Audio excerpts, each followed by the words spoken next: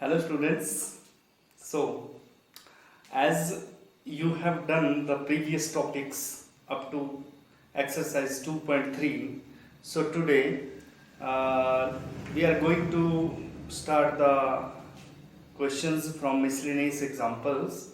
So let us start that miscellaneous examples.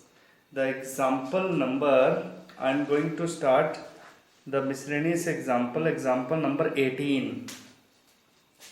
Yes, I am going to start the example number 18.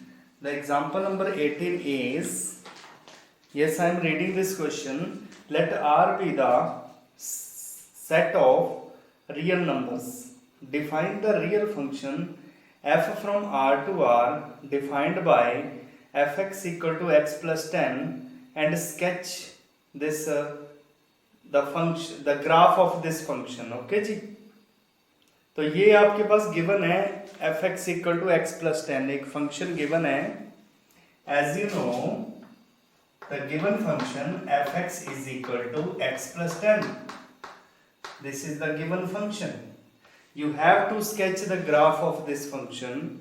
As you see, this is the linear function. Linear function वो function होता है जिसमें x की power 1 होती है. ठीक है जी. So this is the linear function. So जो इसका ग्राफ है वो स्ट्रेट लाइन बनेगा. So let us draw the graph of this function. So before drawing the graph of this function, let fx को आपने y मान लेना है. Let y is equal to x plus 10. इसके बाद आप क्या करते हैं, यहाँ पे टेबल बनाते हैं. ठीक है जी. So when we take the values of x and y, when x is 0, what is the value of y? हाँ जी, y की वैल्यू कितनी होगी? x की वैल्यू 0 होगी तो y की वैल्यू 10 होगी.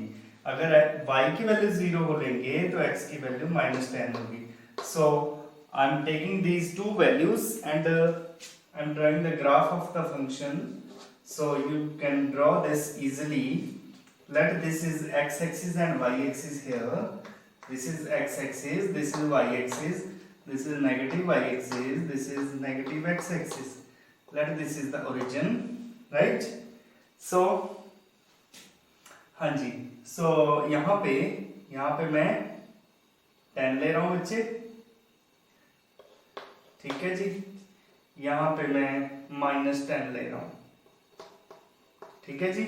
इस साइड +10 हो जाएगा जिसकी हमें जरूरत नहीं है. This is +10, this is -10. So as you know this is first point is 0,10. सो 0,10 इज दिस पॉइंट.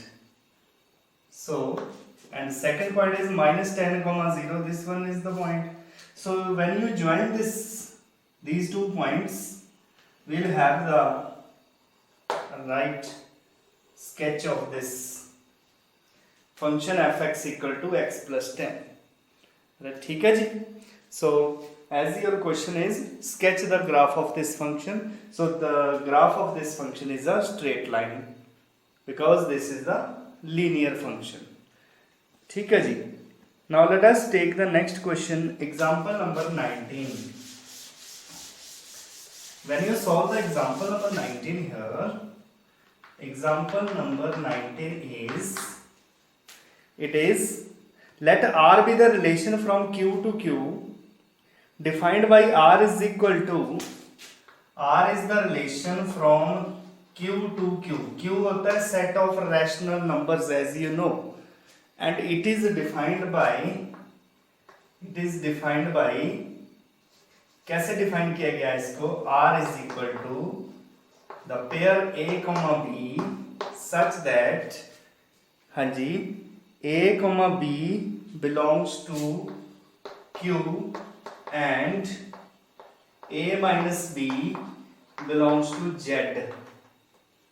ठीक है जी. This is the relation as it is mentioned. You have to show, first part is, हाँ जी, आपने ये show करना है कि a comma a belongs to the relation. This is your first part. ठीक है जी. So फर्स्ट पार्ट को prove करने के लिए जैसे कि आपको पता है यहाँ पे ए और बी दो एलिमेंट लेने हैं आपने, कहां से लेने हैं, रैशनल नंबर से, उनका जो डिफरेंस है वो इंटीजर होना चाहिए, ठीक है जी।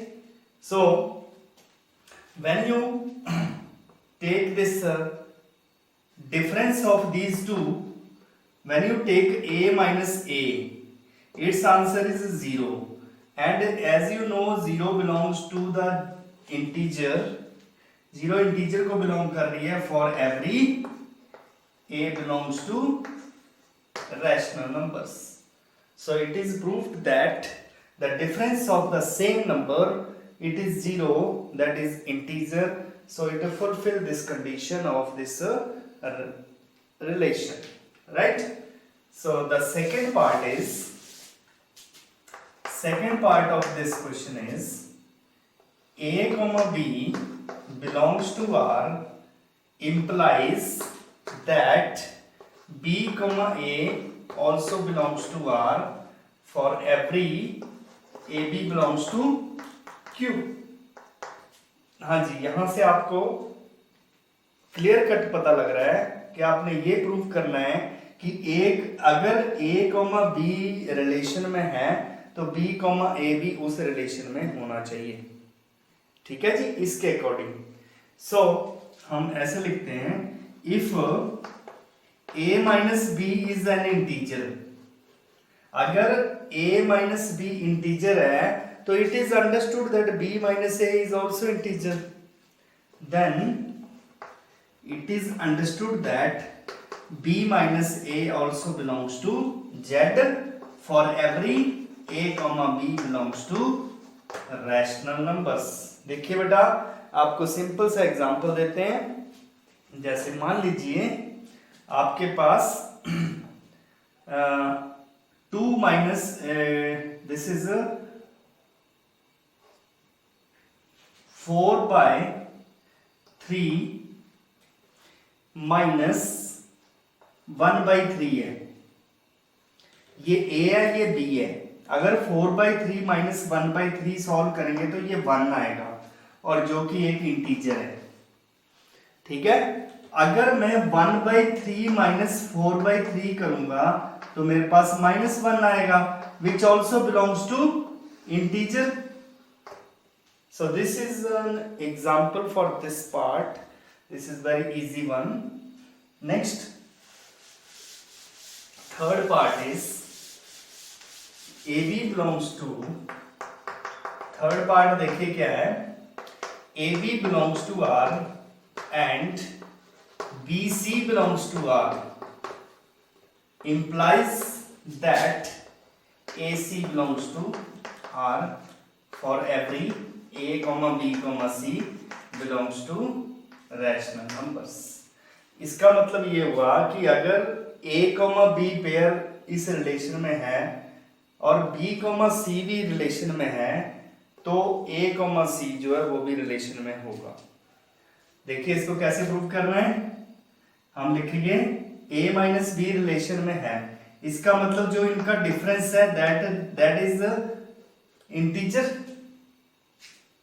एंड b कॉमा सी भी रिलेशन में है, इसका मतलब b minus C is also है ना इंटीजर, ठीक है जी। अब इन दोनों को अगर हम ऐड करेंगे, when we add these two, then it is understood that a minus C also belongs to z for every a b c belongs to rational numbers. So you can easily take the example here. देखिए अगर मैं a की value 4/3 लेता हूं, ठीक है जी, b की value मैं लेता हूं 1/3, राइट, समझ गए। तो ये जो है इसका आंसर आता है आपके पास 1, ये a हो गया, this is a, this is b, यानी कि a minus B belongs to z, ये z को बिलोंग कर गया। अब मैं ले रहा हूं एंड b माइनस सी, अब मैं लिख रहा हूं b माइनस सी, ठीक है जी। सो b माइनस सी में मैं लिख रहा हूं यहाँ पे आप ध्यान से देखिए, this is you can take this is 7/3, 7/3. ये आपके पास b हो गया, ये आपके पास c हो गया. इसका आंसर कितना आ गया बेटा जी? This answer is -2 which also belongs to z. अब आप देख रहे हो कि अगर a माइनस b z को बिलोंग कर रहा है, b माइनस c z को बिलोंग कर रहा है, इट मीन्स क्या a माइनस c भी z को बिलोंग करेगा? Yes, because when we take 4/3 minus 7/3, its answer is -1, right, which belongs to z. समझ गए? ये a हो गया, ये c हो गया. So it is understood that this is true for a, b, c belongs to rational numbers. Clear ji? Now let us take the next question. Example number 20. If this question is, let f is equal to, you can read the question here.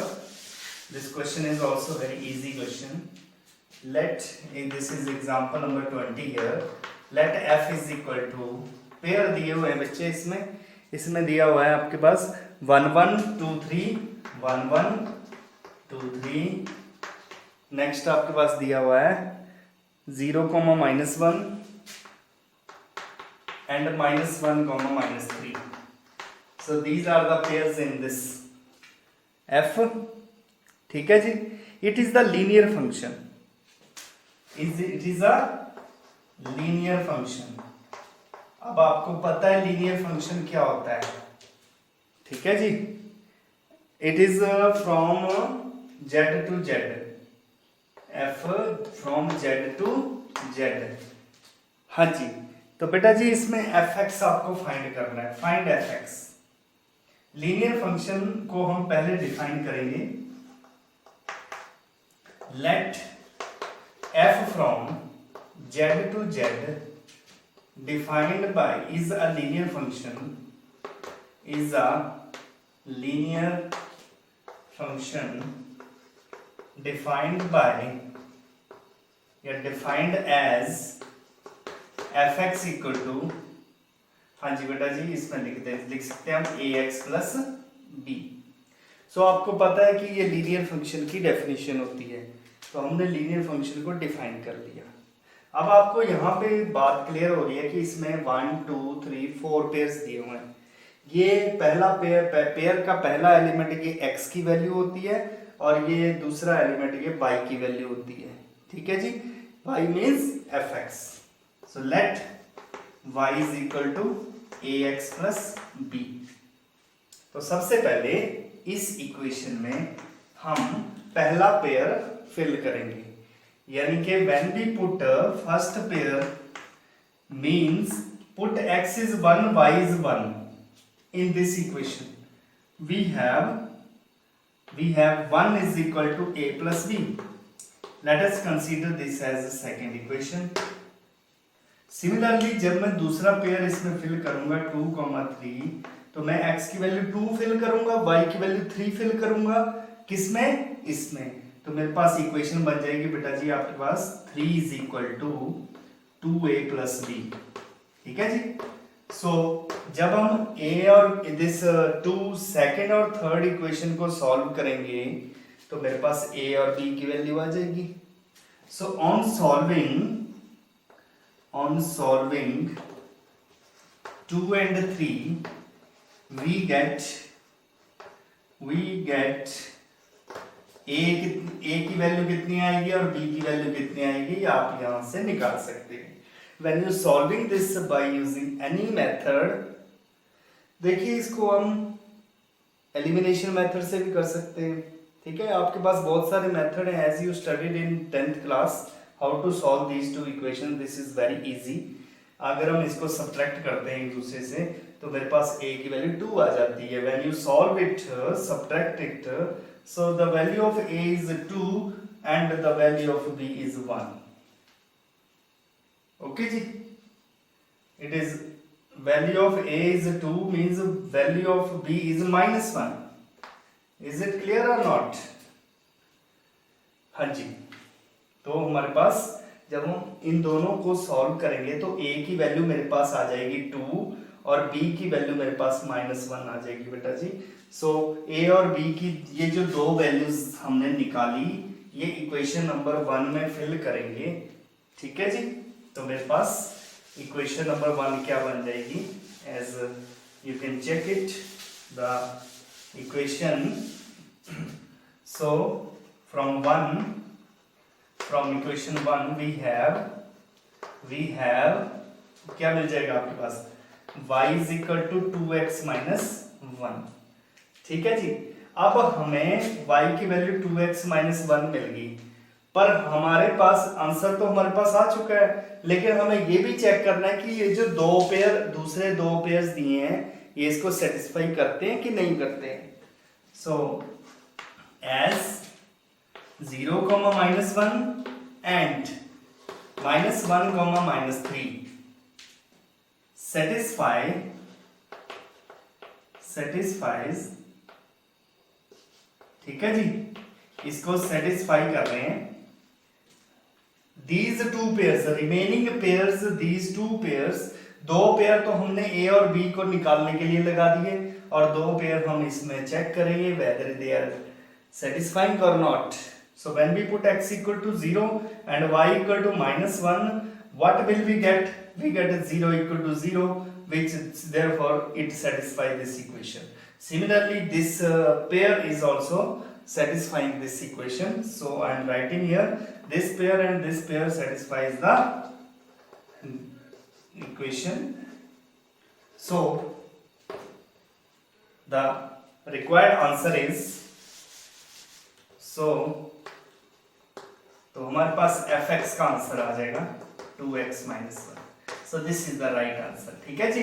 हमें fx की value निकालनी थी, वो fx की value एक linear function निकाला हमने जो कि इन सभी पेयर्स को सेटिस्फाई करता है। Is it clear? This is very easy. Now let us take the next example number 21। Find the domain of the function fx equal to, let us find the domain of the function. I am taking example number 21. Find the domain of the function fx equal to x square plus 3x plus 5 over x square minus 5x plus 4 बेटा जी आपको इसकी domain find करनी है, ठीक है जी।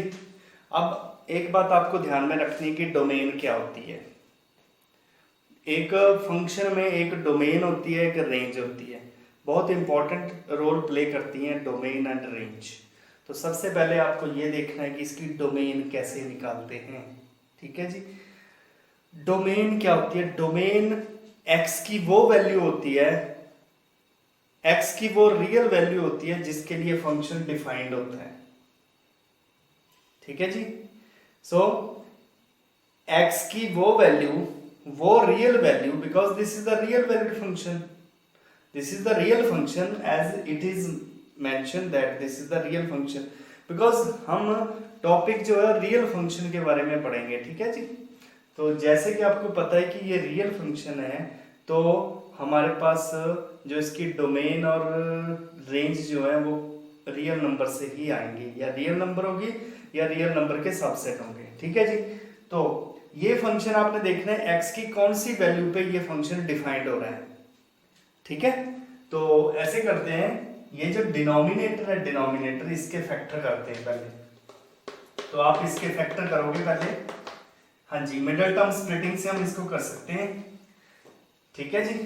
तो इसका मिडिल टर्म स्प्लिटिंग करेंगे तो आपके पास क्या आ जाएगा, this is -4x minus x and plus 4. When we taking common we get this. So the factors are x minus 4 and x minus 1. These are the factors of this equation, ठीक है जी। ये आपके पास factors हो गए, ये हमने factors निकाल लिए इसके। तो क्या लिखूंगा मैं, fx की वैल्यू मेरे पास आ जाती है x square plus 3x plus 5। मेरे पास नीचे फैक्टर कर लिए मैंने, फैक्टर क्यों किए वो भी आपको पता लग जाएगा। अब आप देखिए इस क्वेश्चन को ध्यान से, अगर मैं x की वैल्यू 4 लेता हूं, तो डिनोमिनेटर जो है वो 0 बन जाता है। अगर मैं x की वैल्यू 1 लेता हूँ देन इट बिकम्स 0।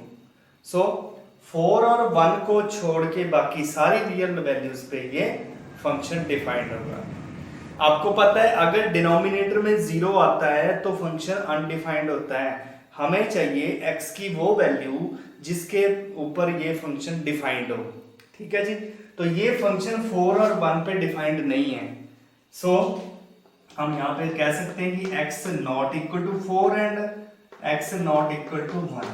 देयरफॉर हम इसमें लिख सकते हैं it's domain is all set of all real numbers except 1 and 4। देखो 1 और 4 को छोड़ के बाकी सारे रियल नंबर इसकी डोमेन में आते हैं। डोमेन मैं फिर बता रहा हूं, domain is the value of x for which the function is defined for all real numbers. So this function is not defined for x equal to 1 and 4। So that's why I am writing here the domain of this function is r minus 1 comma 4, right? So इसकी domain ये इसका answer होगा। ठीक है जी, this is the right answer r minus 1 comma 4। हाँ जी, next question example number 22। I am taking the example number 22 here. Whenever you see the video, see it carefully because this is the new topic to you and you have to, अगर आपको एक बार में समझ में नहीं आ रहा है तो दूसरी बार वीडियो को देखिए। ठीक है जी, आपको जरूर समझ में आ जाएगा। So let us take this example number 22. 22nd example is the function f is defined as, हाँ जी, fx is equal to एक फंक्शन डिफाइन किया हुआ है यहाँ पे, it is 1 minus x when x is less than 0, it is 1 when x is 0 and this is x plus 1 when x is more than 0. बेटा जी this is the function given to you and draw the graph of fx. इसका graph बनाना है। हाँ जी, इस function का graph बनाना है आपको। तो आपको पता है ग्राफ बनाने के लिए आपको टेबल बनाना पड़ेगा। ठीक है जी, तो टेबल बनाने के लिए जो ये fx लिखा है इसकी जगह पे मैं y लिख देता हूँ। ठीक है जी, इसकी जगह पे मैं y लिख देता हूँ। तो मैं यहाँ पे टेबल बनाता हूँ बच्चे। तो आप ग्राफ बनाने से पहले टेबल बनाना है। यहाँ पे x की वैल्यू, यहाँ पे y की वैल्यू, y मीन्स fx की वैल्यू। ठीक है जी, तो सबसे पहले मैं इसमें x की वैल्यू 0 लेता हूँ। तो आप यहाँ पे देखिए कि x की वैल्यू 0 है तो y की वैल्यू कितनी है, 1 है। It is understood. अब मैं x की वैल्यू बच्चे -1 लेता हूँ, -1। तो -1 जो है वो नेगेटिव नंबर है। नेगेटिव है मींस x लेस देन 0 है, तो नेगेटिव नंबर के लिए फंक्शन 1 माइनस x है। तो यहाँ पे x की वैल्यू -1 फिल करेंगे तो आपके पास आंसर कितना आ जाएगा, 2 आ जाएगा बेटा जी। Is it clear? when we put x is equal to -2, -2 भी यहीं पे फिल करना पड़ेगा because it is also negative. So -2 fill करेंगे तो इसका आंसर 3 आ जाएगा। अब मैं दो वैल्यूज और फिल कर रहा हूं, एक मैं 1 फिल करूंगा, एक मैं 2 फिल करूंगा। जब मैं x की वैल्यू 1 फिल करूंगा तो मैं इसमें फिल करूंगा because this 1 is positive, x greater than 0 में आता है 1। तो 1 मैं यहाँ पे फिल करूंगा तो 1 पे भी आंसर कितना आता है बच्चे, 2 आता है। एंड जब मैं यहाँ पे 2 फिल करूंगा, 2 भी इधर ही फिल करूंगा because 2 is also positive, so it's answer is 3। So as you see, आप यहाँ पे देख रहे हो कि ये हमारे पास टेबल, सिंपल सा टेबल बनाते हैं। ठीक है जी, 0 पे 1 है तो मैं यहाँ पे ग्राफ प्लॉट कर रहा हूं। You can draw the graph easily. This is x axis, this is y axis, this is negative y axis, this is negative x axis, this is origin. Okay जी, so I am taking the values up to 2। Let this is 1, this is 2, this is -1, this is -2, और ऊपर की तरफ मैं ले रहा हूँ यहाँ पे 3 पार्ट्स कर रहा हूँ इसके, 1 2 एंड 3, और नेगेटिव कोई नहीं है इसमें, ठीक है जी। So let us draw the graph. अब यहाँ पे 0 पे इसका आंसर 1 आ रहा है, तो ये 1, इसको हम पॉइंट लोकेट कर देते हैं, 0,1। -1 पे इसका आंसर आ रहा है 2, -1 पे इसका आंसर 2 आ रहा है बच्चे। सो this is the point, I am locating this point also, and -2 पे 3 आ रहा है, -2 पे ये पॉइंट 3 आ रहा है, ठीक है जी। तो I am taking this, then 1 पे इसकी वैल्यू 2 आ रही है, तो 1 पे 2 आ रही है, तो इसका मतलब ये इसके यहाँ पे होगा पॉइंट, दिस पॉइंट, एंड 2 पे इसकी वैल्यू 3 आ रही है बच्चे, तो this is the point here. So what will you see when you join these points, एक लाइन इस साइड बन जाएगी पॉजिटिव वाली, एक लाइन इस साइड बन जाएगी नेगेटिव वाली, ठीक है जी, और एक पॉइंट यहाँ पे 0 वाला, ठीक है जी। So this is the graph of this function. This is very easy question, as the question is this fx equal to this one. First of all you have to write fx as y, then make the table and draw the graph on xy plane, right? This is quite easy question, ठीक है जी। Now so these are the examples, miscellaneous examples, okay ji। Now I am going to start the miscellaneous exercise, the question number 1, हाँ जी। Without wasting the time, we are going to start the exercise. So let us do the exercise, this miscellaneous exercise, miscellaneous exercise on chapter 2, right? So let us solve the first question of this exercise. Yes, question is the relation f एक relation है which is defined by fx equal to x²। देखिए relation given है आपको, एक relation आपको दिया हुआ है fx equal to x², where x lies between 0 and 3, 0 and 3, right?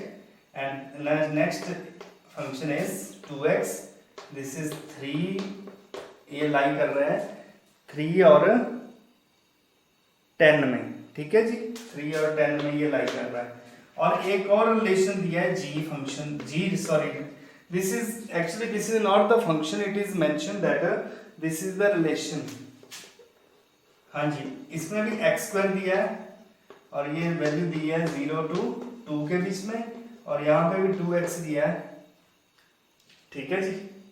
It is 2x, so this is 2 less than or equal to x less than or equal to 10। ये आपके पास question है, ठीक है बेटा जी। It is not 2x, this is 3x, sorry, this will be 3x, this also will be 3x, ठीक है जी। मेरे को तो ऐसा लग रहा है कि ये 3x है, बाकी आप चेक कर लेना, ठीक है। सो इसमें हमें ये शो करना है कि you have to show that f is a function and g is not a function, ठीक है जी। f फंक्शन है बट g फंक्शन नहीं है। अब यहां पे चेक करना पड़ेगा कि इज इट 3x और 2x, हाँ जी, ओके बेटा जी। So this is 3x, okay. So you have to show that f is a function but g is not a function, ठीक है। ये दो रिलेशन दिए हैं, f फंक्शन है बट g फंक्शन नहीं है। तो इसको समझने के लिए देखिए, सबसे पहले मैं x की वैल्यू, ये 0 और 3 है ना, 0 और 3 और 3 और 10, अब मैं x की वैल्यू यहाँ पे 0 फिल करता हूँ। सो जो मेरे पास फंक्शन f है उसके पास पेयर क्या बनेंगे, हाँ जी, पहले मैं थोड़े से पेयर में चूज करूंगा यहाँ पे। अगर मैं x की वैल्यू 0 फिल करता हूँ तो मेरे पास इसका आंसर 0 आता है, ठीक है जी। तो पेयर एक हो गया 0,0। अगर मैं इसमें 1 फिल करता हूँ तो मेरे पास पेयर बनता है 1,1। अगर मैं 2 फिल करता हूँ तो मेरे पास पेयर बनेगा 2,2 स्क्वायर दैट इज 4, ठीक है जी। अगर मैं 3 फिल करता हूँ तो मेरे पास पेयर बनता है 3 स्क्वायर दैट इज 9। अब इसमें आ जाते हैं। अगर 3 यहां भी 3 है, यहां भी 3 है, आप देखिए 3 दोनों में कॉमन है, तो अगर मैं 3 यहां पे फिल करूं तो भी 9 आ रहा है, ठीक है जी। अगर मैं 3 यहां पे फिल करूं तो भी 9 आ रहा है। 3 has unique image, right. So every element has its unique image. 4 fill करेंगे तो मेरे पास 12 आंसर आएगा, बिकॉज 4 जो इसमें लाई कर रहे हैं और इसके सामने 3x है, तो 4,12 आएगा बच्चे। 5, कितना आएगा 15 आएगा, एंड सो ऑन। तो ऐसे बहुत सारे पेयर्स बनेंगे। So as we see every element has its unique image. So हम लिखेंगे every element has its unique image. So this is a function. So हम यहां से पता लगा रहे हैं कि yes f is, it shows that f is a function. अब हम g की बात करते हैं। हाँ जी बेटा जी, अब g फंक्शन लेते हैं। g की वैल्यू क्या आएगी देखिए ध्यान से।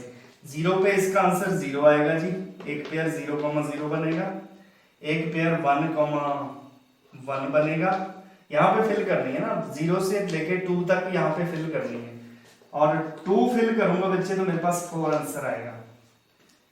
बट अगर मैं 2 यहां पे, देखो दोनों में कॉमन है, अगर मैं 2 यहां पे फिल करूं तो मेरे पास एक इमेज 6 भी बन रही है, और 3 फिल करूंगा तो मेरे पास 9 आएगा, 4 फिल करूंगा मेरे पास 12 आएगा, एंड सो ऑन, ठीक है जी। ये मेरे पास आता है।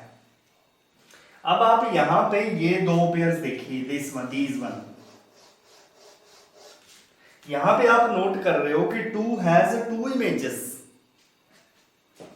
So here 2 has 2 images.